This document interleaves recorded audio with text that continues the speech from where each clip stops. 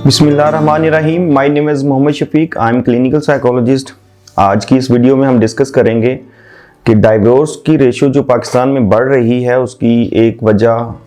Drug addiction भी है।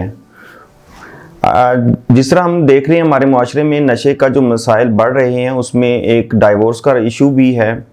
क्योंकि आजकल जो मेथाम्फेटामीन है जिसको हम आइस कहते हैं उसकी वजह से और कुछ इश्यूज जो साइकोसिस डेवलप होता है और वो कैनाबिस की वजह से भी होता है जिसको हम चरस कहते हैं। अब इन दोनों की वजह से जो साइकोलॉजिकल इश्यूज डेवलप होते हैं इंसान के अंदर, जिसमें हेलुसिनेशंस हैं या साइकोसिस है। अब साइकोसिस में क्या होता है कि इंसान बेसिकली उसके अंदर इस तरह के प्रॉब्लम्स डेवलप होते हैं कि वो उसको कुछ चीज़ें दिखाई देना शुरू हो जाती हैं, कुछ ऐसी चीज़ें नज़र आना शुरू हो जाती हैं, तो वो घर के अंदर अपनी फैमिली के अंदर उसमें शक करना और वहम करना, इस तरह के मसाइल डेवलप होते हैं।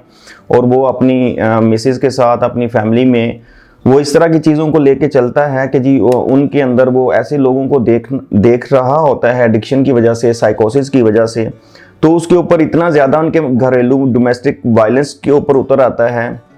और वाइफ के ऊपर इतने ज़्यादा वो तशद्दुद करता है या इस तरह के मसाइल वो डिस्कस करता है, तो फिर वो उनके जो घरेलू जो डोमेस्टिक उनका जो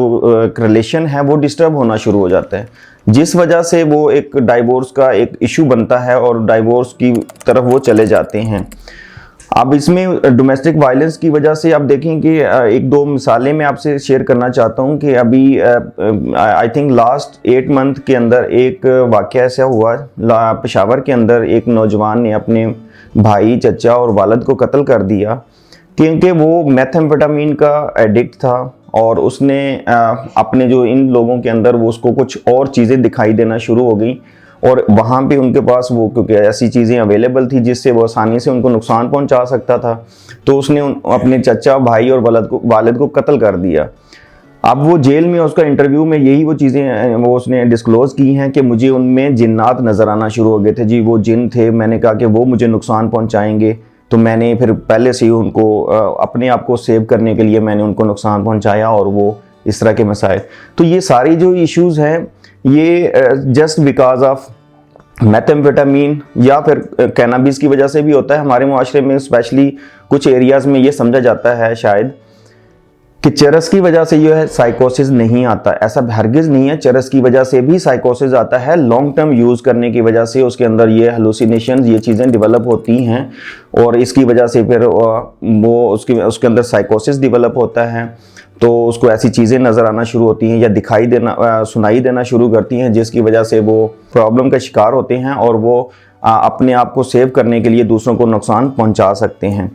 इसी तरह का एक वाक़या लाहौर के अंदर हुआ था। एक 17 साल के बच्चे ने अपनी माँ को और अपनी छोटी बहन को कत्ल कर दिया था। तो बेसिकली ये आपसे शेयर करने का मतलब ये है कि जो एडिक्शन है इसकी वजह से सिर्फ एक फ़र्द बीमार नहीं होता, उसकी वजह से पूरा मुआशरा हमारा डिस्टर्ब होता है, उसकी घरेलू ज़िंदगी डैमेज हो रही होती है, हमारे मुआशरे में इस तरह के सोशल प्रॉब्लम्स डेवलप होना शुरू हो जाती हैं। तो हमें सबको मिलके अपना इसमें रोल प्ले करना चाहिए, अपनी इसमें आउटपुट देना चाहिए। हम जितना भी कोई अपने मुआशरे को हेल्प आउट कर सकते हैं, क्योंकि ये तो अब मैंने एक दो मिसालें आपके साथ शेयर की हैं, इससे बहुत सारे चीज़ें हमारे मुआशरे में हो रही हैं लेकिन हमें उसकी अवेयरनेस ही नहीं है। ये तो वो रिपोर्टेड केस है जो हमने आपने डिफरेंट मीडिया पे सुने हैं। इसके अलावा ऐसे ऐसे मसाइल हैं, ऐसे घरेलू इश्यूज़ एंड एडिक्शन की वजह से जो हम बिल्कुल भी नहीं समझ पा रहे। तो हमने ये प्रोग्राम शुरू किया है कि हम इस तरह की वीडियोस लेके आएंगे ताकि हम अपने मुआशरे के अंदर एक अवेयरनेस क्रिएट कर सकें और हम बचा सकें उन लोगों को जो इस तरह की फैमिली विक्टिमाइज हो रही हैं इस प्रॉब्लम की वजह से। तो ज़रूर आएँ,